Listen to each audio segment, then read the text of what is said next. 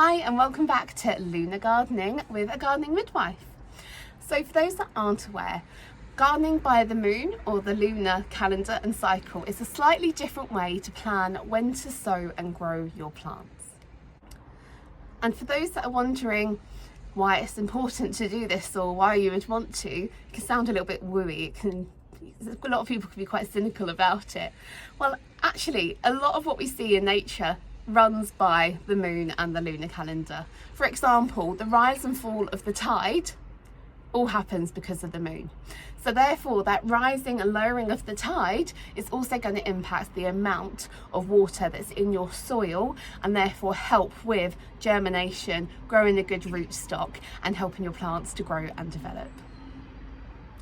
So every month I'm going to talk you through what you can expect within this month, so the month of February, for growing by the moon calendar.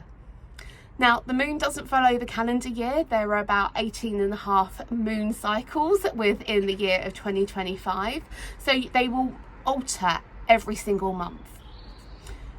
But let's start from the very top for February. Now we're starting February, coming into the new moon and the first quarter phase. Now this really gives us quite a drawing up energy. So we've just finished a dormant period, and then from the 29th of Jan to the 4th of Feb, we've got a little bit of time with this drawing up energy. Now the drawing up literally says what it does on the tin. It is going to help those plants that develop above the ground to draw up and out. So it's a really good time for getting things like seeds off to a good start to help with that germination. Now, for February, there's not a lot that we're probably going to be growing in the ground outside, but it's a really good time to get yourself started on things like aubergines and chilies that will want to be developing above the ground. Now, if you've done your aubergines and your chilies in January like me, February is the time that I get my broad beans and my peas started. Now you might want to start these inside depending on the variety that you're growing, or if you have a really hardy variety you can start them off outside, just with a little bit of protection maybe from some fleece. But this is the perfect time to get sown from the 29th of January to the 4th of February for that wonderful drawing up energy from the moon. The other thing that will naturally already be drawing up but is a great time to get going with is your rhubarb. Now, you can just leave your rhubarb by itself and it will naturally just start to grow. Now it's probably already above the ground and it will continue to grow and develop so we can harvest the stems. However, the other thing that you can do with rhubarb is to force it. Now, forcing rhubarb will give you much tender, normally a lot of light coloured stems that can be normally a lot sweeter as well and ready a little bit earlier. Now, all you need to do is stick something basically on top of the rhubarb to stop the light getting in, and that will force the rhubarb to grow and search for the light. Now, you can get some pretty terrific looking terracotta cloches to go over your rhubarb to force them. They can be pretty expensive. The other thing that you can do is just put an upside down bin on top of them. Put a pot that you put some gaffer tape over the hole so there's no light getting in. I've got an old gardening tub that I normally do my weeding into. That'll just go over the top of it for now. To get yourself going from the 29th of January to the 4th of February is to put something over that rhubarb and get it forcing if you haven't already. The next phase that we're looking from, so from the 5th to the 12th of February, we have then got our first quarter to the full moon. Our second full moon of the year. Now, this next little period is even more of a drawing up and pulling up energy.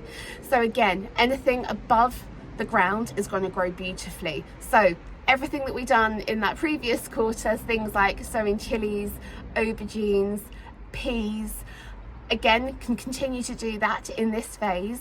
And the other bits that you might find do better are things like lettuces or radishes, kohlrabis, starting some really early broccoli off inside, and this can be a great time for getting some of these going.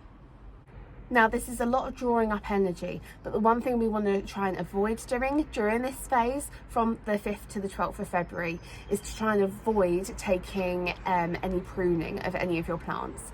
Now, you can take some cuttings and try and propagate because that will help them to shoot on up, but giving things a good hard prune at this time of year is probably best to avoid. Our penultimate phase is the full moon to the last quarter. Now for February, this is from the 12th to the 20th of February, and this is going to be that drawing down. So we've had all the drawing up, and now the moon is going to be pulling all of that water and that energy back down into the earth. So now, no sowing of aubergines and chilies and things, and we're going to focus more on our root vegetables. Again, if you haven't grown or sown them already in January, this is a perfect time for getting things like your garlic, your onions, your leeks, chitting potatoes, all to get started, that are all going to need to really pull down and get their roots down into the earth to start and grow and develop. It's also still the perfect time for getting those bare root vegetables in. Also, we spoke about forcing a rhubarb. If you're sitting there thinking, well, that sounds lovely, Holly, but I don't have any rhubarb, now's the time to get it in the ground.